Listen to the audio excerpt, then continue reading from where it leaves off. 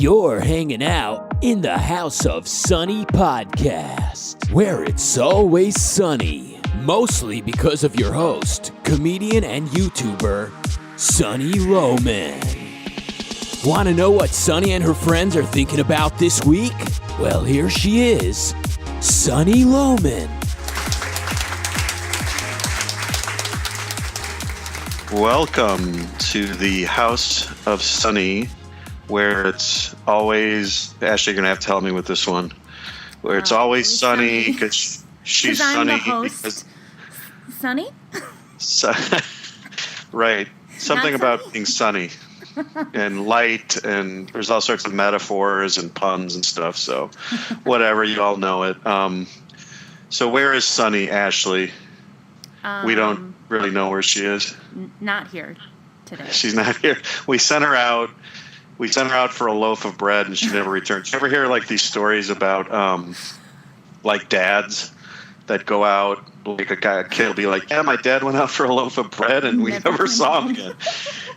Which is kind of what I feel like half the time as a father. But anyway, she's on assignment or something, so we are bravely trying to fill in for her.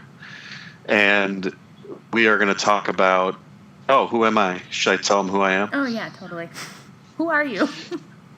I'm Doug, her usual sidekick from the Rational Capitalist blog, theratcap.com. You can find me on Facebook, The Rational Capitalist, and I'm here with Ashley. Hey, what's up? Who's our... Good one. So we are going to bravely fill in, and we've got all sorts of stuff to talk about. This is going to be such a great show. We are going to talk about Rocket Man and the Summit.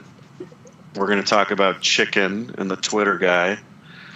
And I've got some other stuff I want to talk to you about as well. Cool. So this is going to be pretty exciting. By the way, I'm trying out a new rap name. Oh, yeah? What is it? I'm thinking about Ice Tray. Ice Tray. How'd you come up with this? I don't know. I'll be here all week, everybody. This is just the first of many jokes I have. Oh, boy. But anyway, so I want to talk. You know how we've been talking about dogs? Yes. A lot. So I'm fully in the dog world now, as we've talked about before. Remember, I talked to you about the chicken bone situation. So I want to get your advice on this because I really do need advice on this. So I'm at PetSmart, and there's 3 aisles of dog food. Now, when I was a kid, there used to be puppy chow Right. and Alpo, or there's like a can of horse meat. Right. And those are your choices. So I go to PetSmart, and there's 3 aisles of dog food, and I wrote down some of the buzzwords on these things. There are probably 100 different dog foods, and so some of the buzzwords are like natural, wilderness, instinct, pro, vitamin, healthy, source, essential, max, life, protein, blue, science, formula, healthy, antioxidant, mind, and of course everything now is 100% grain free. Yeah. So, and the first thing that struck me is that the same scientists who are making the dog food, these might actually be worse scientists, but they're the same scientists who, up until recently, have told us to consume bread, spaghetti, and fat-free pretzels. Right? And now they know with certainty that if a morsel of grain touches your dog's tongue, he's going to turn into a torp carcass or something, right? So now we're 100% grain-free. And all this stuff is really, if you look at the ingredients, it's all just mashed up carrots and potatoes with horse flakes or something in it. Although they say it's salmon, Right. Wild elk or something. But it's really not. We know it's probably horse meat with carrots or something, and it's all the same price. So what do I do with this? So I do feed my dogs grain-free, but it's still dry dog food. Exactly. Mine is the salmon and sweet potato. I think that's what I get from my dogs. My dogs love it. They do. Yeah, it's a little more expensive, but my big dog, she has hip problems, so I give her supplements as well. Oh, I'm better about giving my dog supplements than about giving myself supplements, which is kind of funny. right. But So, I know what that is. What's the name of that stuff that you get for bones or whatever? It's like a supplement. I forgot the name of it. like calcium, or So that's it. You just give the dog calcium supplement. no, it's something. It's supposed to help with her joints, and that's why I Yeah. give her the salmon one is because to help with joint repair and blah. So blah. salmon is good for joints. I think so. It has like the. No, I don't know. I have no idea. This is exactly what I'm talking. Like, no one really knows. No. And I checked all the prices, and everything is $20 for 4 pounds. So everything is 5 pounds a bag. So whatever you get there, just know that that's about what you're paying. But I love the marketing. Oh yeah. It's so fantastic. If you're at all interested in marketing or branding or anything like that, do a research project and just go to the dog food aisle. It's absolutely amazing. Like, you would think that all this stuff is just from the most advanced scientific laboratories in the world are producing the stuff. And anyways, it's pretty funny. So I was confused by that, So the whole dog thing is, there was a time when I would really spend a lot of time in the dog food store. Like, I really wanted the dog to be happy and stuff. And now I'm kind of over that. I just want to buy the cheap stuff and get them a toy, and that's about it. Right? Yeah. But speaking of, I have another joke for you. You know how husbands usually die before wives? Do you know about? Yeah. So do you know why husbands die before wives? No. Because they want to. Because they want to. Yeah, that's right. I've kind of had that feel. I used to know a guy who was researching longevity when I was younger, and I thought, wow, that's really awesome that this guy is, he wants to live a long time. And now I'm more like prone to researching dying. Like, how does it work? How do you do it? But that's just because I have a wife and kids, You just want to. Do you ever feel this way? I want to go out for the loaf of bread. Yeah. I don't ever have the With Sonny. opportunity to go out for the loaf of bread by myself. I'm never You alone. don't? No, I'm never alone. See, moms need to get an award. I don't know how mothers do it. It's bad enough being a dad and being like kind of the 10% parent, because moms are always the default parent that does everything. And then if the dad has to deal with it for an hour, he's like, I've had enough of this. Yeah. So, but anyways, so I am researching dying. Kind of morbid. It is kind of morbid. That tells you kind of where I'm at lately, but no, I'm very happy. So anyways, let's talk about this summit, because I know the world has been eagerly anticipating my take on the summit thing, right? Yes. And I know that you've been eagerly anticipating my take as well.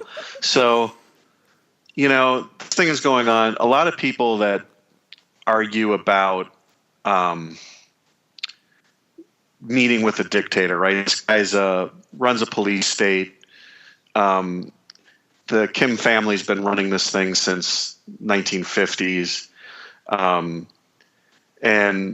a lot of people now that are criticizing Trump for meeting with this guy are saying you're giving him one of the arguments is you're giving him a propaganda victory, right? By even meeting and sort of dignifying this guy. And my first thought on that is, this guy runs a police state. Their people are listening to propaganda 24 hours a day. Like, you couldn't possibly indoctrinate their people anymore, and these people are, it's not like there's there's someone that in North Korea that's going to watch this and say, boy, this guy is actually, I was kind of getting down on Kim, but now that I see him with Trump, I don't know, maybe we have to support him. I mean, this place is a complete and utter police state. Right. And so everyone knows he's a fat little dictator in the world outside of North Korea. So, and even the North Koreans know this. So there's no propaganda victory here. I think it's kind of ridiculous to even claim that. Now, other people are saying, well, you should starve this guy. You should isolate him and starve him. You shouldn't be dealing with him. But what's the point of starving him? Yeah.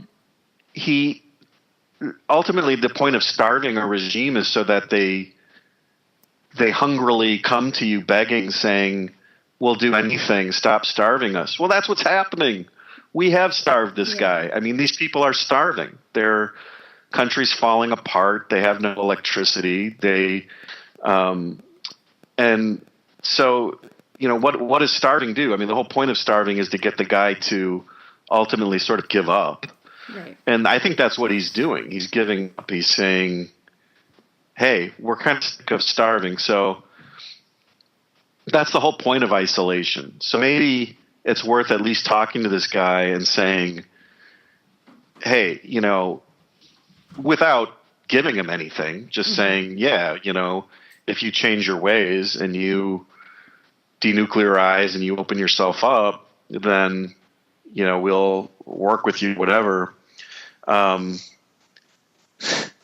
So those arguments I think are kind of silly. I actually think it's kind of funny that, have you ever seen, I know there's a couple movies like this where there's a bully at a school and he's kind of a loner and kind of a loser and no one likes him. So then he ends up sort of bullying and being the tough guy. And then the cool people come over and say, hey, why don't you hang out with us for a while? We'll take you to some of the cool people parties and, Right. You need to be our muscle. No, you just introduce the fat loser bully guy to the cool people.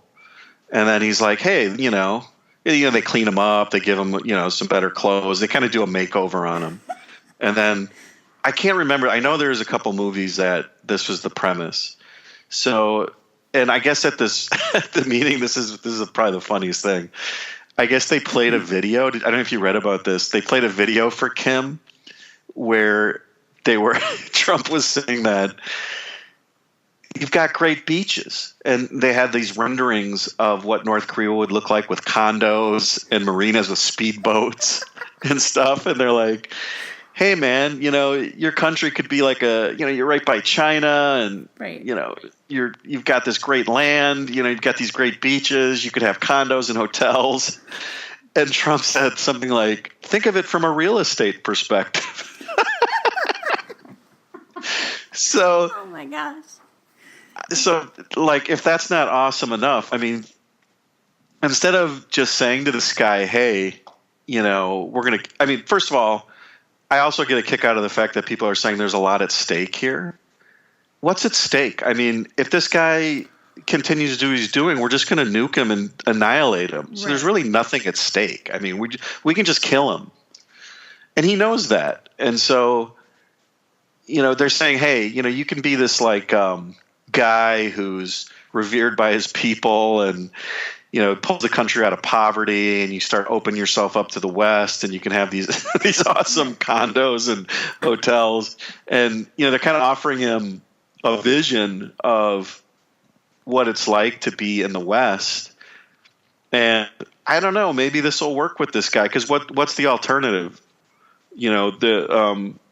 He just continues to be supported by China. He keeps trying to build nuclear weapons. He gets so desperate, he just starts lobbing missiles at Japan again. I kind of sense maybe this guy wants to be with the cool people. Yeah. And he's kind of sick of, running a country of emaciated, starving prisoners. And I don't know. We don't have all the intelligence or anything. What do you think? I have a theory. I think he's doing this because he wants more franchise food chains in North Korea. What kind of chains? Like franchised. He wants Chick-fil-A and more McDonald's. Oh, yeah. Well, of course. Who wouldn't want that? Yeah. And and this guy has a very big appetite. He's like kind of a little fat guy. So just think of like that guy getting a bucket of chicken or like a 20 piece nugget or something. Maybe we could make him so fat he'd explode like that guy in the Monty Python movie, the Meaning of Life or whatever, where he got so fat he finally exploded. I don't know. I haven't seen that. That's a good theory. But I don't know. I think this is different. I think it's worth a shot as long as you don't give anything up to him. Yeah. And, you don't start sending him pallets of cash like Obama did with the Iranians, and you don't kowtow to him. And you basically say, look, dude, this is open to you. If you want to go this path, this is what it's going to look like. This is going to be great for you and your people, and it'll be good for us as long as we can crack the whip on him at any time. But if you go down this road, we'll kill you. So there you go. I agree with you. I think he's just trying to be part of the cool crew. I get a kick out of. Have you seen any of the the typical suspects that are criticizing Trump for having this meeting, like on CNN and MSNBC and all this? Could you imagine if Obama had done this, had somehow gotten Kim to a summit and had gotten the North Koreans and the South Koreans talking and stuff? They gave Obama a Nobel Peace Prize just for being Obama. If he had done a summit like this, what do you think they would have done? What do you think the mainstream? He would have had a monument.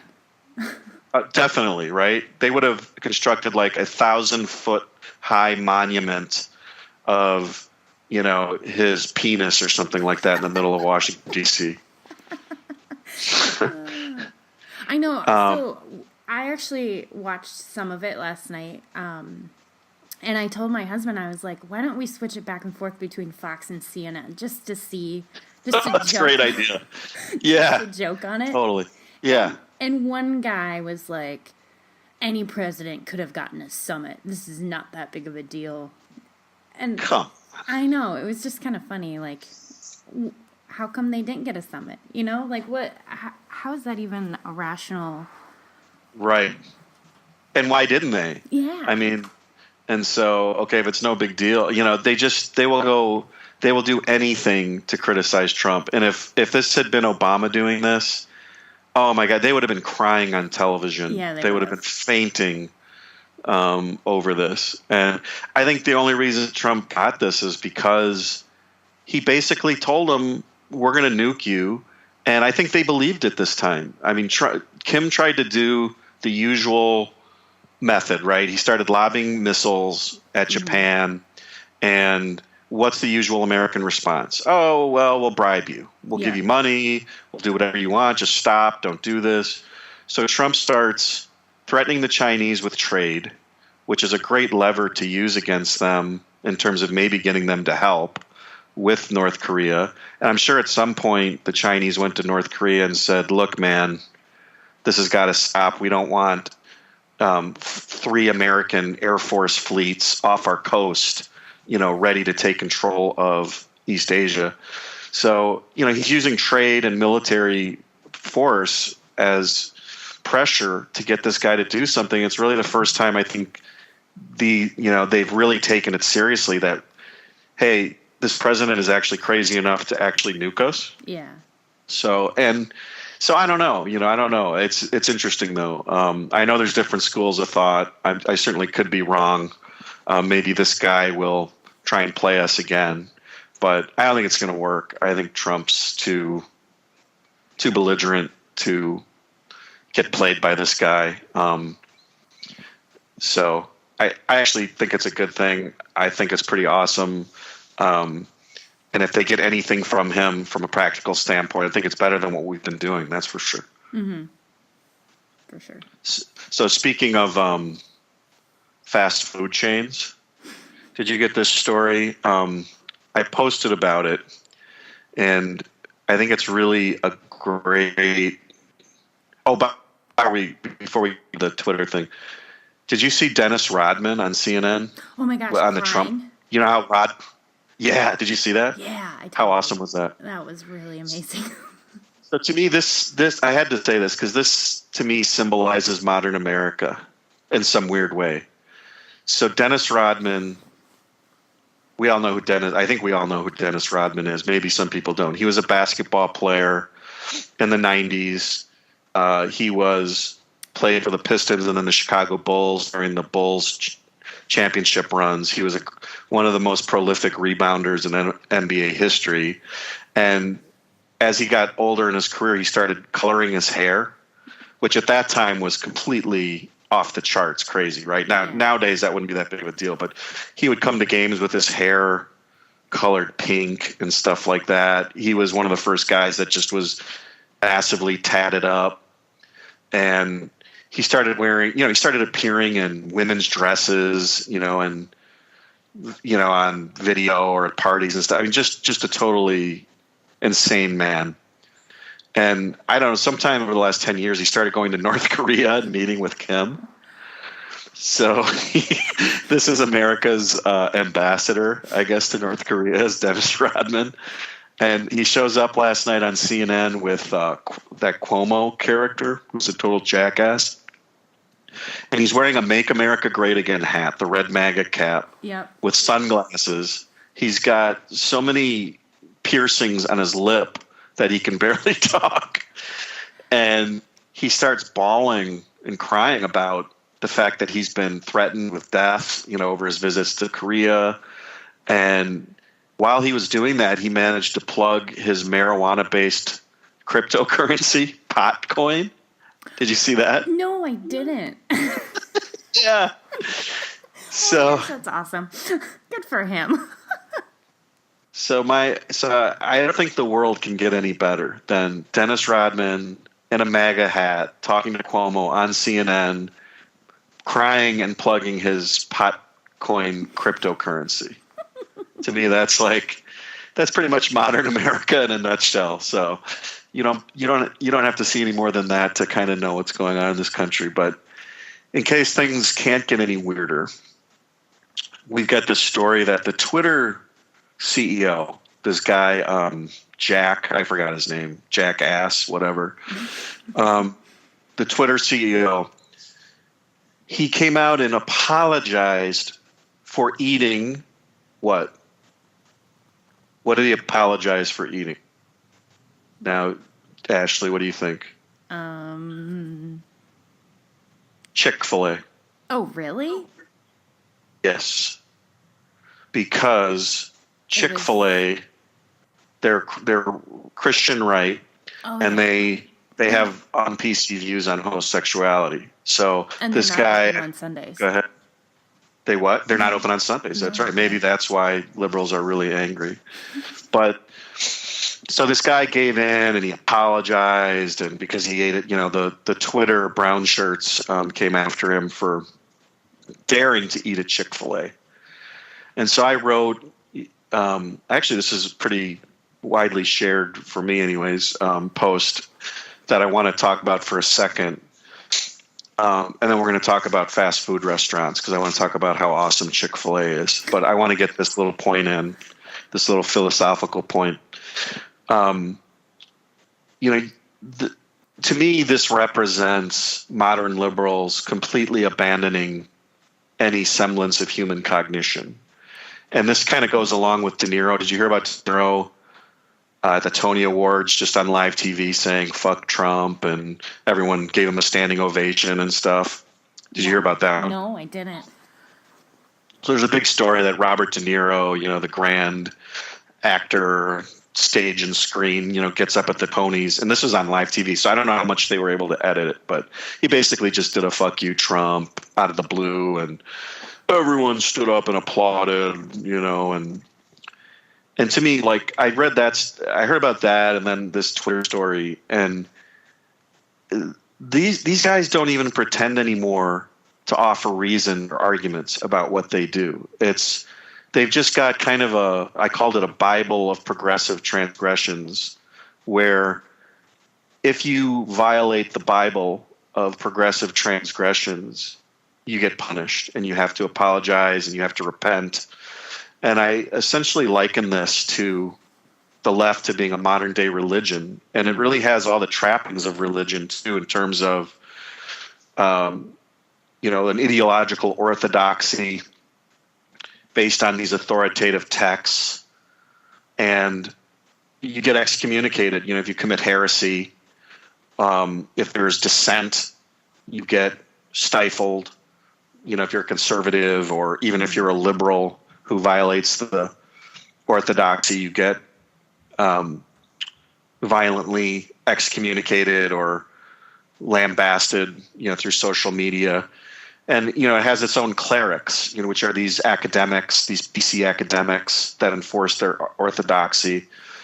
And then, these legions of academics and news reporters and government bureaucrats and celebrities and coastal elites are all sort of part of this church of the left, I called it.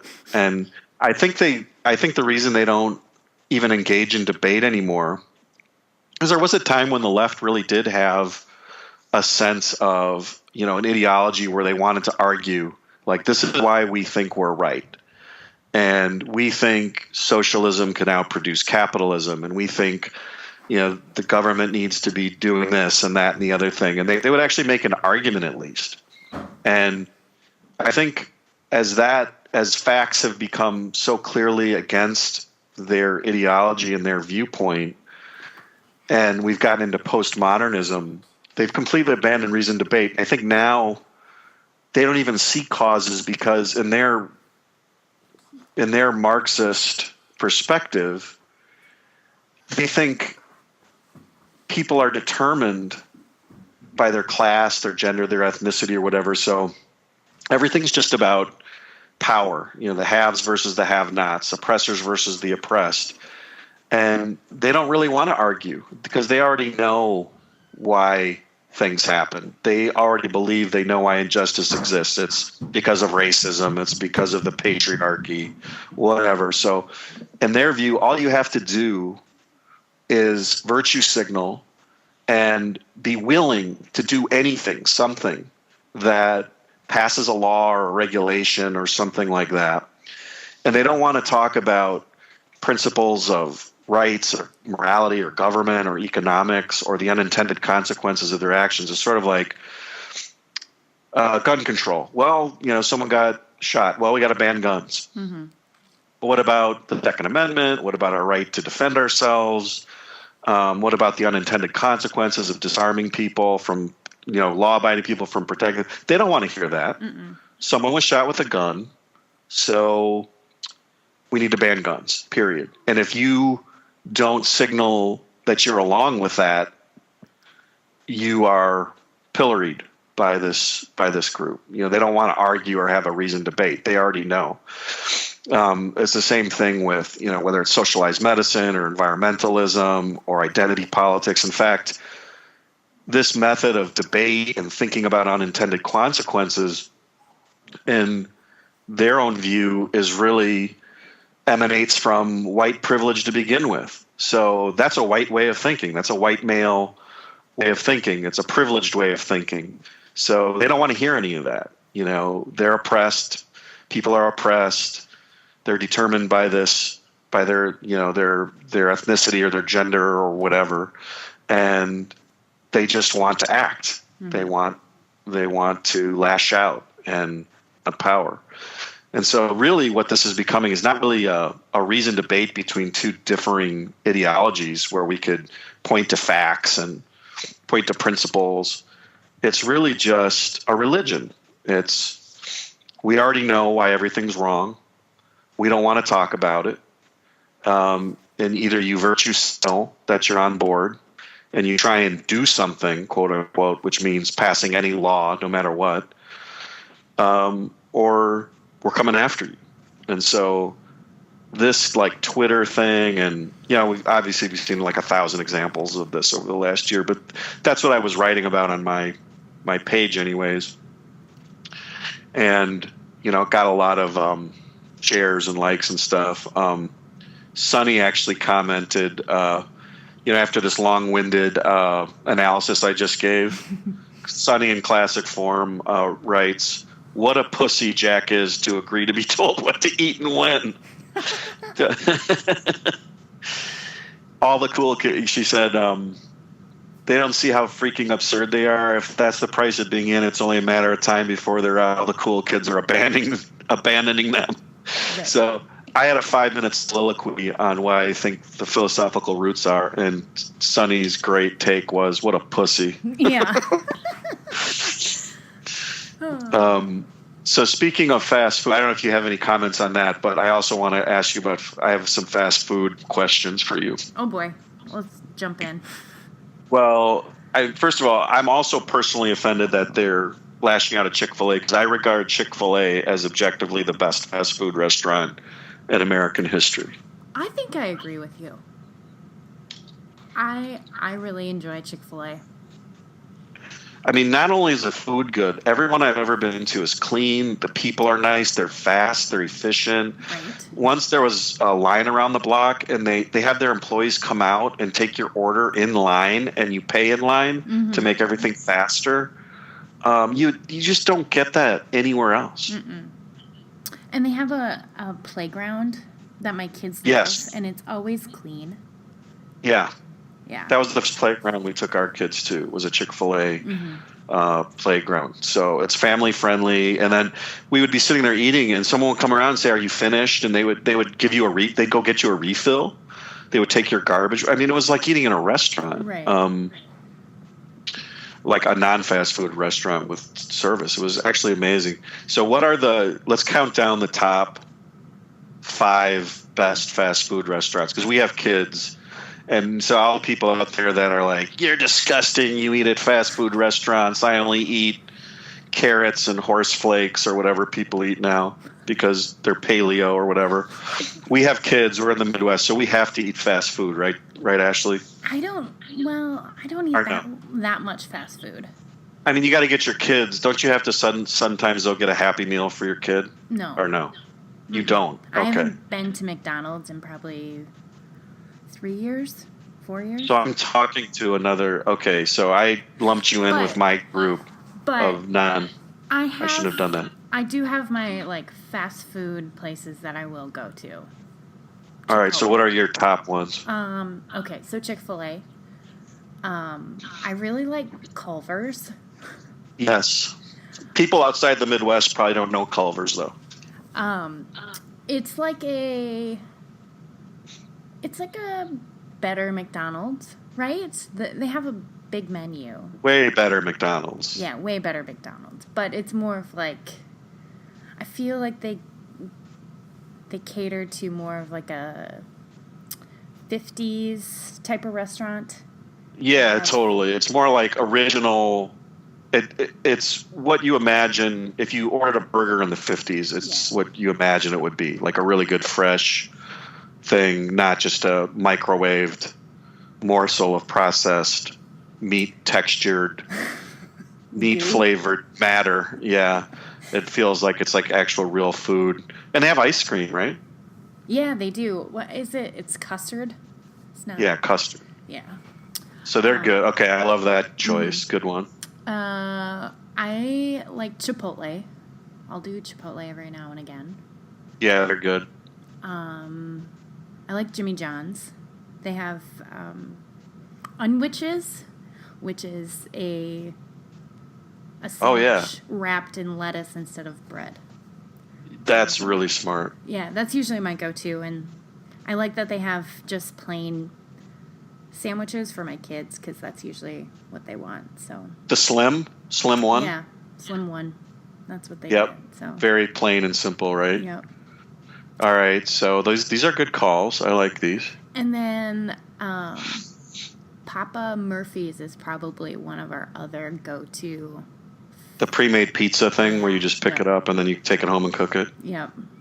I like the concept, but I've never had a great pizza from there. Really? I don't think you're trying the right ones. Yeah. The thin crust is really good. You got to go that route. Well, I'm going to tell you what I think out of the kind of classic fast food restaurants. I actually think Chick-fil-A is awesome. And by the way, it's really hard to open a Chick-fil-A. There's all sorts of rigorous standards. So they're kind of hard to find in some places. But I actually think that second on the list is probably Arby's now. Oh, really? Because they've got. Do you see their? First of all, I love their commercials. Do you watch their commercials? No, I usually just watch Netflix and online stuff, so I never see commercials. So you're a non-fast food, non-TV watching American. This is. I don't know if you're an American. Are you like from? Where are you? Are you from Europe or something? That's disgusting. So, and you probably even work out too. 3 times a week. Oh my gosh! All right, you really should come to our country. Watch TV, eat fast food, and don't work out. I actually think Arby's is awesome. I actually competed in a CrossFit event last weekend. Oh, you did? How'd you do? Pretty good. It was my first one, so. So wait, they have CrossFit events? What are those? Yeah. So there's just people get Who's together. The best at CrossFit? Yeah, are you the best basically. fitter? Who's the CrossFit? Yes. They have events all over the place, and you sign up and you spend either all weekend or a day doing multiple workouts, and then you suffer the next couple of days because you're just in pain. Oh, wow. But how do you win? Like, do you have to be... do you do a routine or something, or do you all work out at the same time? So, yeah, we all work out at the same time, and it's whoever finishes faster or lifts the most weights wins. So... Really? Yep. My team got I was kidding. 9th. 9th? Yeah, we got 9th out of 18. I'm proud of myself. Oh, that's very average. It's good. Yeah. Hey, I mean, first of all, working out is great. Secondly, being in some sort of competition for working out is pretty good. It's pretty funny. I liked. Did you ever watch Kenny Powers on? Do you remember that show Eastbound and Down with Danny McBride and Will Ferrell? Oh, okay. Mm-hmm. I won't make the joke. So I like Arby's. I think it's really good. I think it's clean. I think the most disgusting ones now are.